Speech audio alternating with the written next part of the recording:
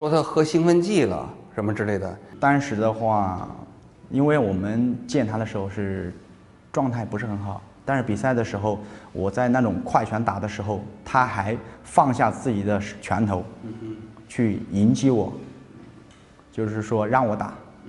他是那种很亢奋的状态上，我就当时第一印象就有那种想法。你是根据他在场上的表现？对，我是根据他场上的表现。你并没有什么其他的依据是吧？没有，没有，只是猜的是吧？因为毕竟他的主场，然后什么都是他准备，对吧？我们也不可能要求他去体检。The more we dig into martial arts controversies, the more you realize how silly humanity is. This interview was done in March in 2018. This was right after Xu Xiaodong went super explosive in the West when he defeated the Wing Chun master, and then the one-armed boxer that was his friend defeated the master's master. And that's around the time my channel went from a niche martial arts channel into a more general channel. But at this time, we hadn't seen these interviews. And not only had we not seen these interviews, but we didn't really know Xu Xiaodong's predicament. At this point in Xu Xiaodong's life, his social media had already been taken down. He was still fighting that court case that a year later would drop his social credit score. Not knowing all this, a lot of us were like, what is Xu Xiaodong's deal? Why is he so angry? Why is he so disrespectful? But then we uncovered all the accusations, all the stupid excuses, all the stuff that was being tossed at Xu Xiaodong. If you see my coverage, you already know about the excuses of, oh, it was rigged, oh, they didn't feed us enough, etc., etc. I uncovered this excuse yesterday, and I'm like, how deep this well of excuses go? For those of you who are not familiar with China, China's not a country where you can walk around smoking your POT, okay? That's not the type of country China is. China's authoritarian. There are certain things set in law that you can't do. One thing is, for example, criticize specific leaders. Another thing is their drug policy. Now, with Ding Hao, our Wing Chun guy that Xu Xiaodong destroyed, is trying to apply, Xu Xiaodong might be doing some illegal drugs, you know? That's a heavy accusation. Of course, maybe if you grill him in court, he'll be like, no, I just meant performance enhancing. But man, I'm telling you, the subtext is he might have been on some coke or something like that. And you guys know what type of coke I'm talking about. That's such a low. That is such a low, man. No wonder, like, not only is Xu Xiaodong fighting a court case involving a big fine, and then eventually he gets his social credit score dropped a year after this. If you guys saw one of my interview translations, people were accusing him of making fun of the premier at the time. People now, this Ding Hao is accusing him of taking a drug. Like, what the heck, man? And let's just address the, oh, he dropped his hands and now he's on an upper. He's dropping his hands because he doesn't respect you.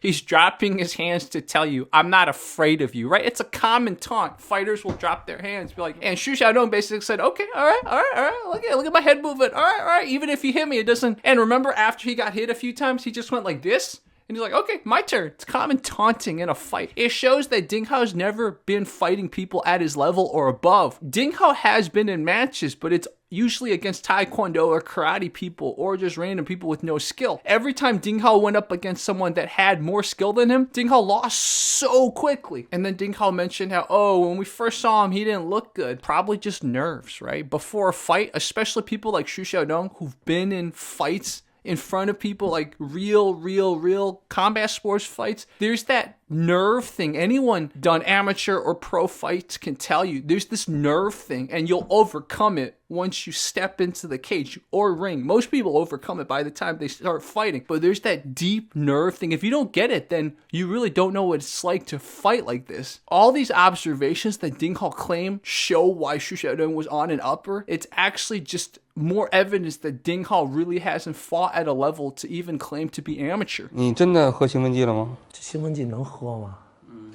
我都没见过兴奋剂什么样子。当然了，如果丁老师有这个质疑，我充分的尊重丁老师，现在可以尿检。丁老师可以委派全中国任何一个尿检检查兴奋剂的，来对我徐晓东进行尿检。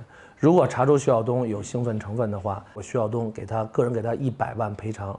如果没有查出来，我什么都不需要，就说告诉丁老师，您又误会我了。他们为什么会这么误会呢？谁知道啊？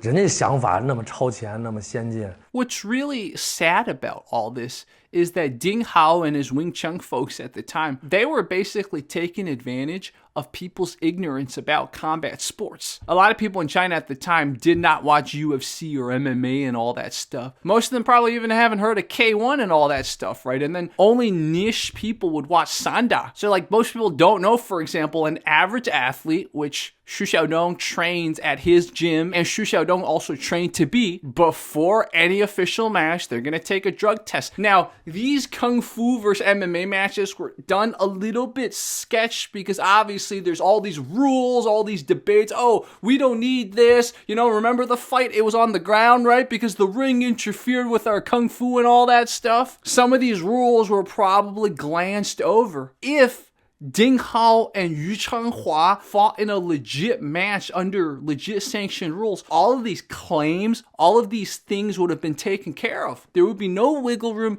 no ability to create these slanderous types of assumptions. So what's really sad is that the Kung Fu side requested special treatment, and then they turned the special treatment on its head and create excuses out of the special treatment. I can keep digging if you want me to dig. I'm sure we'll find even more funny excuses because this rabbit hole goes so deep, and you really feel for Xu Xiaodong. Like, why was he so angry? Why was he so disrespectful? All he's trying to prove is that, okay, there's effective forms of martial arts, effective forms of Kung Fu, but a lot of the community is keeping itself back. And on top of that, the people that run their mouths, the people that challenge him, are the biggest examples of this. You know how such a funny self-confirming type of thing. I will stop it here. You guys make sure to go follow Xu Xiaodong, and maybe one day I'll do another interview with him. Okay, guys, leave your comments. Let me know what you think. What other secret excuses do you think we're gonna find? Come up with your most creative secret excuse in the comments section. Okay, guys, make sure to press a like and subscribe if you're not subscribed, and consider being a channel member.